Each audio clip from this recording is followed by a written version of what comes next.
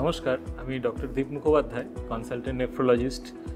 আমি কলকাতা, দুর্গাপুর, রানীগঞ্জ, আসানসোলে নেফ্রোলজির প্র্যাকটিস করি। কিডনি ও সুগারের পেশেন্ট দেখি। আজকে আমরা কথা বলবো কিডনি রোগের ব্যাপারে কিছু ভ্রান্ত ধারণা এবং তার যে সত্যতা সেই ব্যাপারে। প্রথম ভ্রান্ত ধারণা যেটা নিয়ে আমরা কথা বলবো, অনেক পেশেন্টই আমাদের কাছে এসে বলে যে ডাক্তারবাবু আমার কিডনির রোগ হলো, কিন্তু আমি তো কোনোদিন বুঝতেই পারিনি, মানে আমার তো কোনোদিন কোনো সিমটমসই হয়নি। এটা হচ্ছে মিথ নাম্বার 1, যে কিডনি রোগের যে কোনো উপসর্গ প্রথমেই দেখা দেবে। সুতরাং এই ভ্রান্ত ধারণা বেশিরভাগ সময় সত্যি নয়, কারণ কিডনি রোগের যে উপসর্গগুলো মেনলি, যেমন শরীর ফোলা, প্রেশার বাড়া, বা হচ্ছে পেচ্ছাপে ইউরিনে প্রস্রাবে ফেনা হওয়া, এগুলো সাধারণত যখন রোগ অনেকটা অ্যাডভান্স স্টেজে, মানে অনেকটা গুরুতর পর্যায়ে পৌঁছে যায়, তখন সাধারণত এই সিমটমগুলো ফ্র্যাঙ্কলি দেখা দেয়। তো সুতরাং সবসময় যে কিডনি রোগের ক্ষেত্রে সমস্যাগুলো একদম প্রথম থেকেই বোঝা যাবে তা নয়। অনেক রুগী আমাদের কাছে এসে অনেক সময় বলে যে ডাক্তারবাবু আমার কিডনি রোগ হবে না, কারণ আমি প্রচুর জল খাই।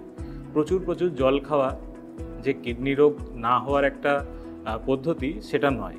কিছু ক্ষেত্রে, বরং বেশিরভাগ ক্ষেত্রে খুব বেশি জল পান করা কিডনির পক্ষে বা শরীরের পক্ষে ভালো নয় বলেই ধরা হয়।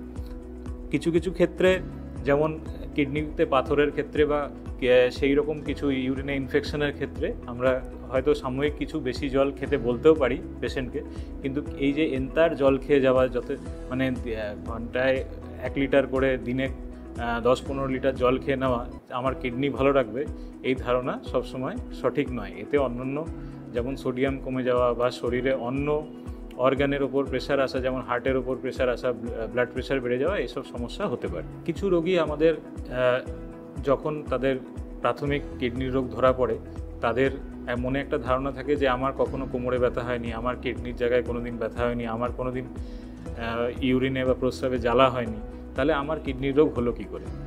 তো এই ক্ষেত্রে আমাদের যেটা আমরা দেখে থাকি যে বেশিরভাগ কিডনির রোগ, যেমন কিছু কিডনির রোগ বাদ দিয়ে, যেমন ইনফেকশন বা কিডনিতে পাথর হওয়া, সেসব ক্ষেত্রে বাকি যে কিডনির রোগগুলো, সেগুলো সাধারণত শুরুতে কোনো ব্যথা, জ্বালা, যন্ত্রণা এসব নিয়ে আসে না।